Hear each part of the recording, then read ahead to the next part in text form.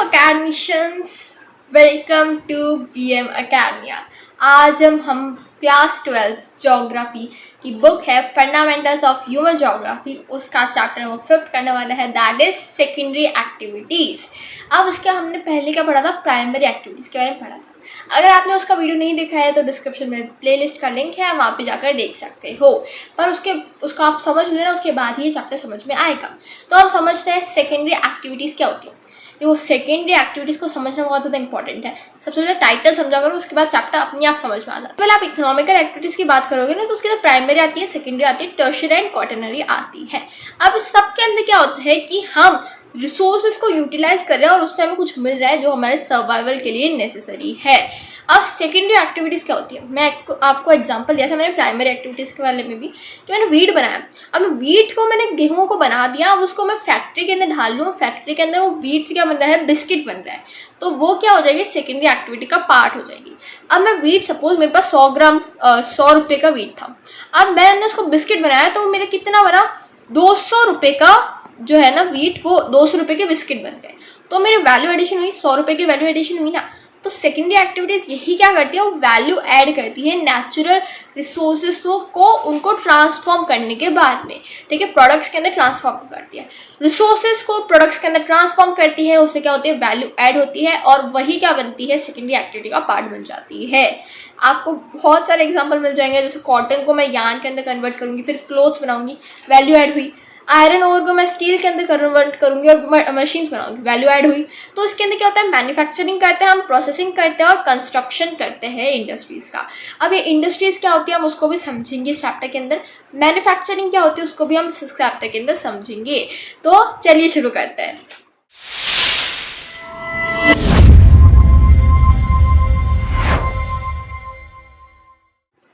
Manufacturing क्या होती है, मैन्युफैक्चरिंग में बोलो सब कुछ होता है, मतलब मैं हैंडीक्राफ्ट से बोल रही हूँ, मैं व्हीकल्स बना रहा हूँ, सब कुछ आ जाएगा, उसके अंदर मैन्युफैक्चरिंग ही होगा।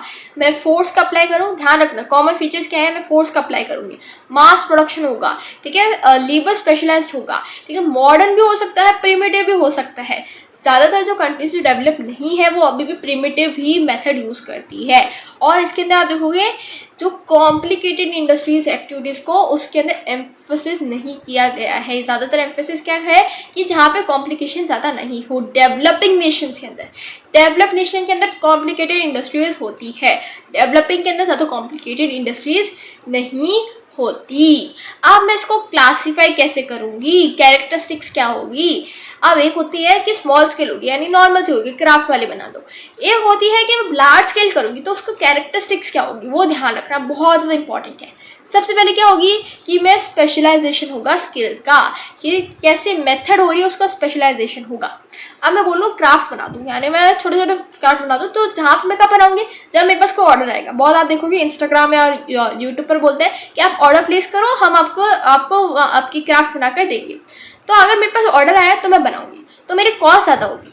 अगर मैं बोलूँ बहुत सारे आप देखो, मैं बोल रही हूँ कि बहुत सारे आप देखोगे बर्तन बनाना है, अब मैं उसको मास प्रोड्यूस करके पहले से रखूँ या फिर मैं ऑर्डर करके फिर बनाऊंगी, मेरी कॉस्ट ज़्यादा होगी, ठीक है, सामान लाना पड़ेगा, लेबर होगा, cost will be very high. पर अगर मासली प्रोड्यूस करूँ, बहुत ज़्यादा बड़ी बड़ी क्वांटिटीज़ में प्रोड्यूस करूँ, तो क्या होगा, एफिशिएंट होगा, कॉस्ट कम आएगी, एक ही वर्कर को बार बार वही काम करना है, cost will be very less. अब सेकंड कैरेक्टरिस्टिक्स क्या होती है कि मैं मशीन्स का यूज़ करूँगी। अब इसके अंदर भी दो होते हैं, फ़र्क समझो। एक होता है कि मैं मशीन का यूज़ करूँगी पर उसके अंदर ह्यूमन लेबर भी यूज़ होगा, और एक होता है कि मैं सिर्फ मशीन यूज़ करूँगी विदाउट एनी ह्यूमन लेबर, ठीक है, तो उसको क्या बोलते हैं, ऑटोमेशन बोलते हैं, जिसके अंदर सिर्फ मशीन्स होती है, वही थिंक भी करती है। थर्ड कैरेक्टरिस्टिक्स क्या होगी कि मैं टेक्नोलॉजी को यूज़ करूँगी। रिसर्च एंड डेवलपमेंट इसके अंदर काफ़ी ज़्यादा इंपॉर्टेंट हो जाता है। क्यों, क्योंकि मुझे क्वालिटी देखनी है, ठीक है, वेस्ट को कम से कम करना है ताकि मेरी कॉस्ट कम हो, देन मुझे इनएफिशिएंसी नहीं चाहिए और मुझे पॉल्यूशन को भी कंट्रोल करना है। अभी क्या आप देखोगे सस्टेनेबल डेवलपमेंट पर बहुत ज़्यादा आपको ध्यान देना पड़ेगा। Then we have organisational structure and stratification, जिसके अंदर क्या होगा, मैं कॉम्प्लेक्स मशीनरी टेक्नोलॉजी यूज़ करूँगी और बहुत ज़्यादा स्पेशलाइजेशन होगा लेबर का। मैं लेबर को भी अपॉइंट कैसे करूँगी कि उसको कुछ आता होगा, स्पेशलाइज्ड होगा। डिवीजन कैसे होगा, ताकि ज़्यादा से ज़्यादा गुड प्रोड्यूस हो, सबसे कम कॉस्ट आएंगे। ध्यान रखना, अगर कोई भी इंडस्ट्री है या फिर कोई भी बिजनेस है, उसके अंदर कॉस्ट हमेशा कम हो, ऐसा ही मेन फोकस होता है। कैपिटल बहुत ज़्यादा यूज़ होगा इसके अंदर, ठीक है। ऑर्गेनाइजेशन काफ़ी ज़्यादा बड़ी भी होगी और ब्यूरोक्रेसी बहुत ज़्यादा होगी, यानी जो ऑफिसर्स है इसके अंदर वो काफ़ी ज़्यादा होंगे। देन वी हैव कैरेक्टरिस्टिक्स के नेक्स्ट पॉइंट है अनइवन जोग्राफिकल डिस्ट्रीब्यूशन। अब यहाँ पे क्या देखो, जितनी भी कैरेक्टरिस्टिक्स पढ़ी उसको ध्यान देखो। सबसे पहले हमने क्या पढ़ा, स्पेशलाइजेशन होगा, देन मैकेनाइजेशन होगा, देन टेक्नोलॉजिकल इनोवेशन होगा, देन ऑर्गेनाइजेशनल स्ट्रक्चर और स्ट्रेटिफिकेशन होगा। पर आप देखोगे ये सारी चीज़ें क्या डेवलपिंग नेशंस में है, ऑफकोर्स ज़्यादातर नहीं मिलेगी आपको। तो हम क्या करेंगे, जो डेवलप्ड नेशन है उसके अंदर इंडस्ट्रीज ज़्यादा होगी, large scale industries, modern large scale industries ज़्यादा होगी उसके अंदर, ठीक है। तो जिसे आप देखोगे जो 10% वर्ल्ड है वहाँ पे ही सबसे ज़्यादा मिलेगी आपको ये। यहाँ पे क्यों मिलेगी, क्योंकि इनके पास इकोनॉमिकल पावर भी है और पॉलिटिकल पावर भी है, ठीक है। और यहाँ पे आपको मैन्युफैक्चरिंग इंडस्ट्री ज़्यादा मिलेगी रेदर देन एग्रीकल्चर, ठीक है। क्यों, क्योंकि यहाँ पे कम लैंड पर मैन्युफैक्चरिंग इंडस्ट्री ज़्यादा एम्प्लॉयमेंट दे सकती है, ज़्यादा इनकम भी जनरेट कर सकती है। Then we have manufacturing industries versus manufacturing. फ़र्क क्या है, मैन्युफैक्चरिंग में बोल सकती हूँ लिटरल मीनिंग इसका होता है टू मेक बाय हैंड, पर अभी हम क्या देखेंगे, मशीन्स का यूज़ होता है। इसके अंदर हम क्या करते हैं, जो रॉ मटेरियल्स है उन्हें फिनिश्ड गुड्स के अंदर बनाते हैं और उन्हें सेल करते हैं। जबकि इंडस्ट्रीज में क्या फ़र्क होता है कि मैं बना नहीं रही हूँ, मैं कुछ बनाऊँ ये ज़रूरी नहीं, पर मैं उसका रिकॉर्ड रखूँगी कि मैंने क्या सेल किया, क्या प्रोडक्ट आया मेरे पास और मैं उसको कैसे सेल करूँगी। अकाउंट्स रहेगा, मैनेजमेंट यहाँ पे होगा। ध्यान रखो, मैन्युफैक्चरिंग यानी कुछ बनाना, इंडस्ट्री यानी कि कुछ मैनेज करना, तो इन दोनों के अंदर फ़र्क है।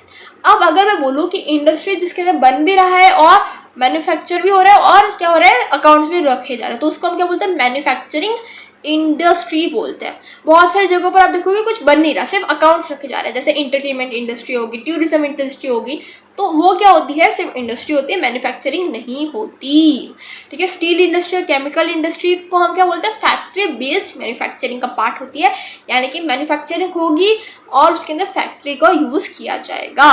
तो फ़र्क समझो मैन्युफैक्चरिंग और इंडस्ट्रीज के अंदर, क्लियर। अब हम आगे बढ़ते हैं। Then we have factors. कौन से फैक्टर्स ऐसे हैं जो इंडस्ट्री को इन्फ्लुएंस करते हैं।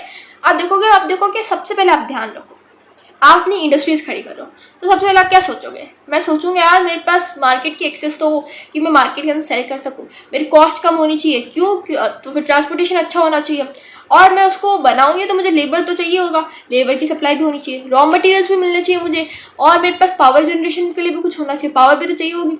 तो अपने आप को सिचुएशन में रखो और उसके बाद सोचो। सबसे पहला मैंने क्या सोचा, मुझे मार्केट का एक्सेस चाहिए, मुझे बेचना चाहिए, मुझे प्रॉफिट चाहिए ना, तो मार्केट क्या होना चाहिए, या तो मेरे पास बहुत ज़्यादा लोग होने चाहिए खरीदने वाले, या फिर क्या होना चाहिए, लोगों के पास परचेजिंग पावर होनी चाहिए। अब मार्केट का क्या मतलब है कि ऐसे लोग होने चाहिए जिन्हें डिमांड हो उस गुड की। सपोज अगर मैं बना रही हूँ, मैं बोल रही हूँ मैं पेपर बना रही हूँ, अब मैं पेपर जहाँ पे मैं बना रही हूँ वहाँ पे लोगों के पास डिमांड ही नहीं है, नो सेंस, वो नहीं बिकेगा। और सेकेंड चीज़, मैं पेपर बना रही हूँ, डिमांड तो है पर उनके पास पावर नहीं है, उनके पास पैसे नहीं है, परचेजिंग पावर नहीं है, तो वो भी नहीं बिकेगा। तो मार्केट के लिए डिमांड भी होनी चाहिए, परचेजिंग पावर भी होनी चाहिए। जो बहुत छोटे छोटे एरियाज होते हैं ना, विलेजेस वाले, वहाँ पे स्मॉल मार्केट होता है, ज़्यादा बड़ा मार्केट नहीं होता, तो वहाँ पे इंडस्ट्रीज़ भी कम होती है। जो डेवलप रीजन्स है वहाँ पे परचेजिंग पावर ज़्यादा होती है, इसलिए ज़्यादा बड़ी मार्केट्स होते हैं, और जो डेंसली पॉपुलेटेड एरिया है वहाँ पे क्या होते हैं, बड़े मार्केट्स होते हैं। तो कुछ इंडस्ट्रीज तो ऐसी होती है जो ग्लोबली चलती है, यानी कि कुछ भी हो ग्लोबली चलेगी, एयरक्राफ्ट हो गया, आर्म्स का हो गया। देन सेकंड फैक्टर क्या होता है कि मेरे पास रॉ मटेरियल्स है कि नहीं है। जैसे मैं बोलूँगी कि मेरे पास ऐसे रॉ मटेरियल्स हो जो बहुत ज़्यादा महंगे हो, तो मैं वहाँ पे इंडस्ट्रीज़ नहीं करूँगी। सपोज एक जगह है, वहाँ पे रॉ मटेरियल्स की कॉस्ट बहुत ज़्यादा हाई है, अब मैं नेक्स्ट जगह पर जाऊँगी, वहाँ पे सेम जगह पर रॉ मटेरियल की कॉस्ट कम है, तो मैं यहाँ पे इंडस्ट्रीज बनाऊंगी, यहाँ पे बनाऊंगी, ऑब्वियसली ये वाला एरिया में ज़्यादा प्रेफर करूँगी। तो जो रॉ मटेरियल वो चीप होना चाहिए, ईजी होना चाहिए और ट्रांसपोर्टेशन के लिए भी अच्छा होना चाहिए। ठीक है, तो कुछ जगहों पर ऐसा होता है कि आप रॉ मटेरियल्स के एकदम पास में रखनी पड़ती है। क्यों रखनी पड़ती है? क्योंकि अगर मैं उसको ज़्यादा दूर रख दूँगी तो क्या होगा, वो जो प्रोडक्ट है, रॉ मटेरियल है, वो ख़राब हो जाएगा। एग्जाम्पल के लिए आप देखो, जो शुगर है वो ख़राब हो जाएगी। जो शुगर केन की इंडस्ट्रीज़ होती है ना, शुगर केन बहुत ज़्यादा रिक्वायर्ड होती है।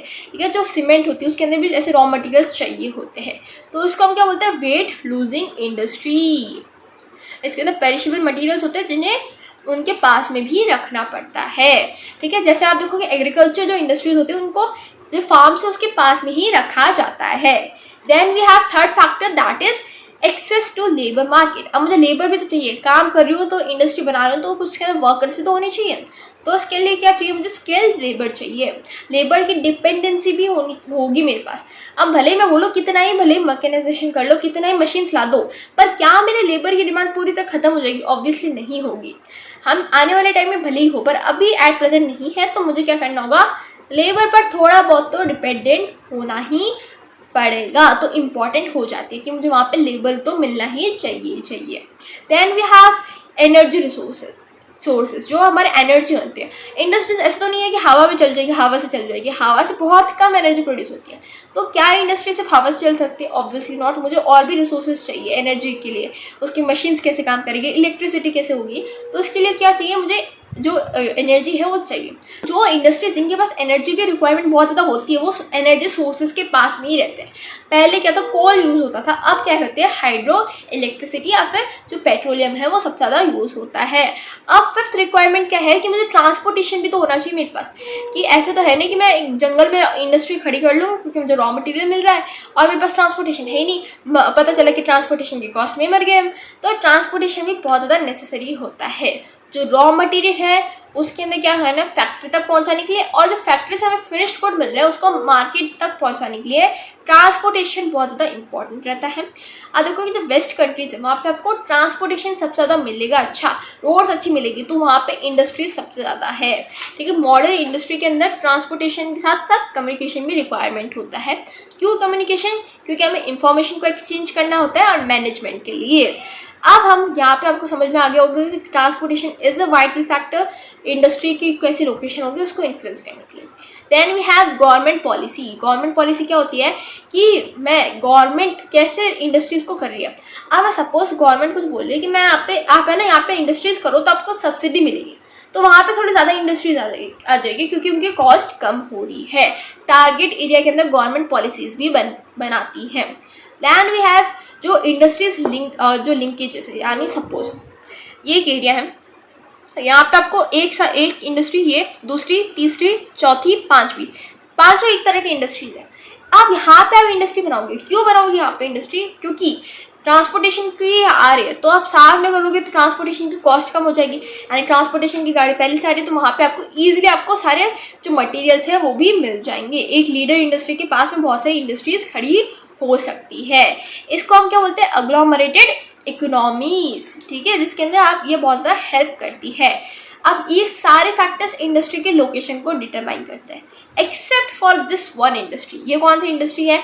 Footloose industry. इसके अंदर क्या होते हैं, बहुत सारी जगहों पर ये खड़ी हो सकती है। क्यों? क्योंकि ज़्यादा डिपेंडेंसी नहीं है इसकी रॉ मटेरियल्स पर भी।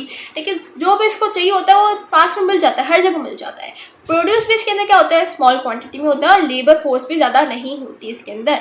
पॉल्यूटेंट भी ज़्यादा नहीं होती, यानी कि ज़्यादा पॉल्यूशन भी नहीं करती। और पर इसकी मेन रिक्वायरमेंट क्या है, रोड नेटवर्क अच्छा होना चाहिए। अब मैं बात कर रही हूँ, मैंने कौन से फैक्टर्स होते हैं इंडस्ट्रीज को इन्फ्लुएंस करते हैं वो पढ़ लिया, पर मैं इंडस्ट्रीज को क्लासीफाई कैसे करूँगी? बेस्ड ऑन साइज के ऊपर मैं क्लासीफाई कर सकती हूँ। ठीक है, जैसे हाउस होल्ड हो गया, कॉटेज इंडस्ट्री हो गया, स्मॉल हो गया, लार्ज स्केल हो गया। देन इनपुट कैसा है, रॉ मटेरियल कैसा है, उसके ऊपर क्लासीफाई कर सकती हूँ। आउटपुट कैसा है, ओनरशिप कैसी है, इनके ऊपर क्लासीफाई कर सकती हूँ। अब इस सबको हम एकदम धीरे धीरे पढ़ेंगे। अभी हम सबसे पहले समझते हैं साइज के बेसिस पर कैसे होगा। ये होती है हाउस होल्ड इंडस्ट्री, यानी कि मैं घर में बना रही हूँ और उसके आसपास ही बेच रही हूँ। ठीक है, सिंपल टूल्स यूज़ करूँगी, ज़्यादा इतने महंगे टूल्स यूज़ नहीं करूँगी। ज़्यादातर फैमिली लेबर यूज़ होगा, पार्ट टाइम लेबर को ही यूज़ होगा। इसके अंदर मैं क्या करूँगी, आपस में जो पास में मार्केट है वहाँ पे सेल कर दूँगी। कैपिटल की कॉस्ट कम आएगी, ट्रांसपोर्टेशन की जो नीड है वो भी थोड़ी बहुत कम ही रहेगी। मेन आप देखोगे जो मेन इंडस्ट्रीज, जैसे आप देखोगे जहाँ पे क्या है वुड ज़्यादा मिलता है तो फर्नीचर की इंडस्ट्री हो गई, या फिर जहाँ पे फूड होता है तो वहाँ पे क्या करते हैं वो छतरी बनाते हैं जहाँ पे बारिश ज़्यादा होती है, तो वो क्या हो जाएगी हाउस होल्ड और कॉटेज मैन्युफैक्चरिंग का पार्ट हो जाएगी। ज्वेलरी भी इसके अंदर आ जाती है, बैम्बू और वुड से हमें जो आर्टिफैक्ट्स मिलते हैं वो भी इसके अंदर ही आ जाते हैं। Then we have small scale manufacturing. अब डिफरेंट कैसे है हाउस होल्ड इंडस्ट्रीज से, समझो।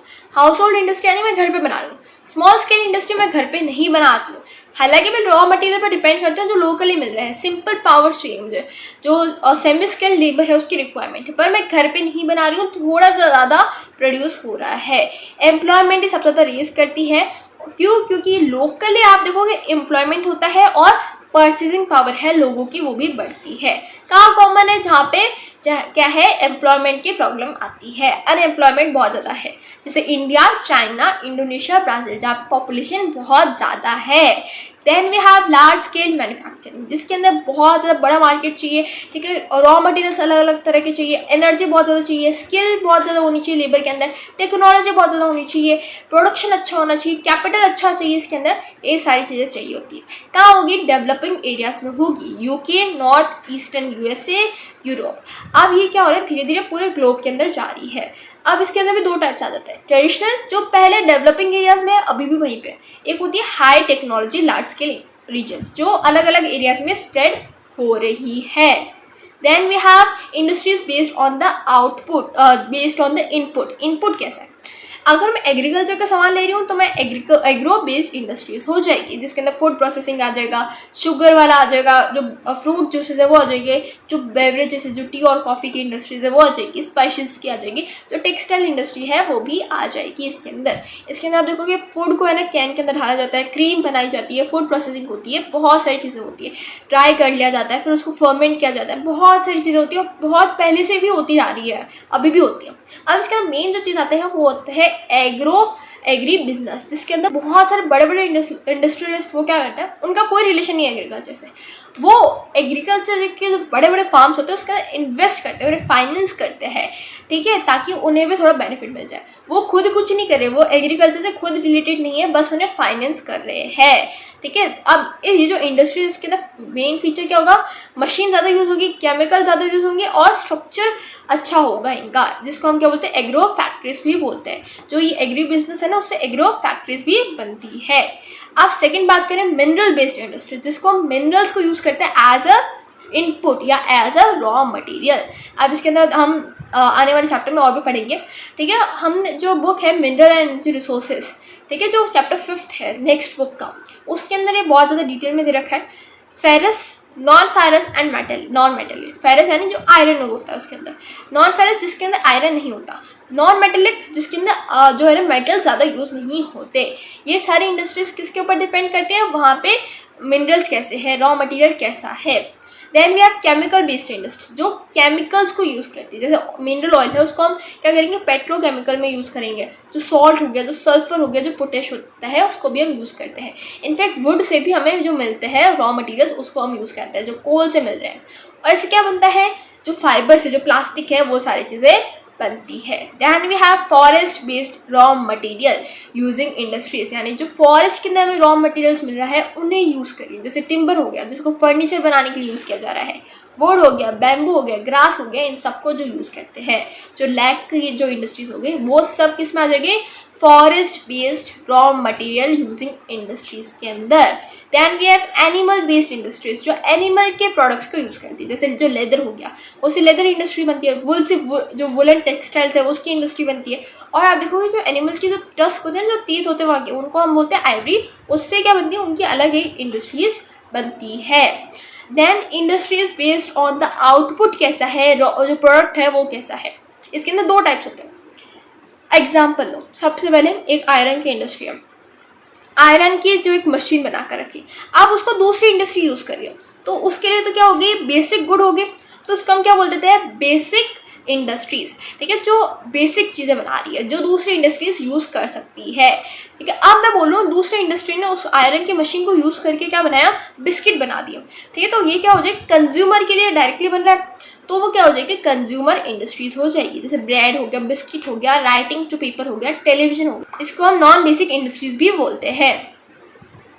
Then we have industries based on the ownership कैसी है, एक होती है पब्लिक सेक्टर, यानी जो पब्लिक जो गवर्नमेंट है उसके अंडर है। जैसे इंडिया के अंदर देखोगे PSU पब्लिक सेक्टर अंडरटेकिंग्स है, और जो सोशलिस्ट कंट्रीज है उसके अंदर मैक्सिमम जो इंडस्ट्रीज है वो जो स्टेट ओन इंडस्ट्रीज ही है। मिक्स्ड इकोनॉमी जो हमारी इंडिया के अंदर है, जिसके अंदर पब्लिक भी है प्राइवेट भी है, कुछ इंडस्ट्रीज पब्लिक बेस्ड है, कुछ इंडस्ट्रीज प्राइवेट बेस्ड है, तो उसके अंदर जो पब्लिक बेस्ड इंडस्ट्रीज आ जाएगी वो आ जाएगी पब्लिक सेक्टर इंडस्ट्रीज के अंदर। Then we are private sector industries, जिसके अंदर एक इंडिविजुअल है या फिर ग्रुप ऑफ इंडिविजुअल है वो ओन कर रहे हैं उन्हें। ये कहाँ होगी, कैपिटलिस्ट कंट्रीज के अंदर जैसे USA। और जो पब्लिक सेक्टर है वो कहाँ होगी, जो रशिया है आप पहले बोल सकते थे USSR के अंदर ये होती है। Then we have joint sector industries, जो पब्लिक भी है और प्राइवेट भी है, दोनों को मिलाकर है।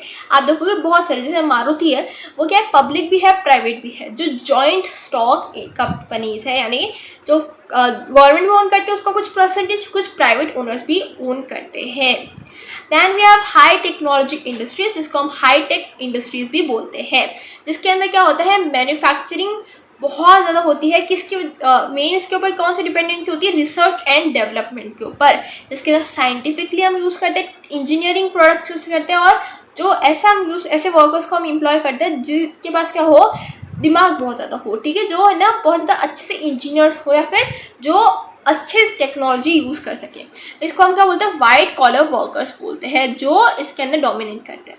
अब ये जो आउटपुट प्रोड्यूस करते हैं ना, जो आप देखोगे बहुत बड़ी बड़ी इंडस्ट्रीज होती है, वो जितना आउटपुट प्रोड्यूस कर लेती है ना, वो अगर आप लेबर को एम्प्लॉय करोगे ना वो इतना नहीं कर पाएगा। तो जो वाइट कॉलर वर्कर्स है ना, वो कितना काम कर रहे हैं, वो ब्लू कॉलर वर्कर्स से ज़्यादा होता है। देखो ब्लू कॉलर वर्कर यानी कि जो नॉर्मल प्रोडक्शन वर्कर्स होते हैं, जो आप देखोगे इंडस्ट्रीज के अंदर देखेंगे कि है ना, ऐसे बहुत सारे जो वर्कर्स होते हैं वो बनाते सामान, उसको हम क्या बोलते हैं, ब्लू कॉलर वर्कर्स। अभी ब्लू कॉलर वर्कर्स जितना काम करते हैं ना वो कम है वाइट कॉलर वर्कर से। प्रोडक्टिविटी कितनी है वो कम होती है ब्लू कॉलर वर्कर्स की, वाइट कॉलर वर्कर्स की प्रोडक्टिविटी ज़्यादा होती है। क्यों ज़्यादा होती है, क्योंकि वो मास प्रोड्यूस करने में हेल्प कर देते हैं, वो मशीन ऐसे बना लेते हैं कि उसकी प्रोडक्टिविटी ज़्यादा होती है। इसके अंदर टेक्नोलॉजी आप देखोगे रोबोटिक्स के अंदर यूज़ होती है, जो CAD कंप्यूटर एडेड डिज़ाइंस के अंदर यूज़ होती है, कंप्यूटर एडेड मैन्युफैक्चरिंग के अंदर यूज़ होती है, इलेक्ट्रॉनिक्स के अंदर भी यूज़ होती है, केमिकल्स के अंदर भी यूज़ होती है, अलग अलग केमिकल्स बनाए जाते हैं। और आप देखोगे इसके अंदर ज़्यादा इतनी बड़ी इंडस्ट्रीज ऐसे नहीं देते, इसके अंदर एक ऑफिस कर देंगे, ठीक है, मॉडर्न होगा, ज़्यादा बड़ी बिल्डिंग्स नहीं होगी, और एक ऑफिस होगा जिसके अंदर जो है ना क्या होगी, लैब्स होगी, एक प्लांट बिजनेस पार्क के अंदर ही ज़्यादा होते हैं। और ये आप देखोगे ये बहुत छोटे छोटे एरिया में होते हैं।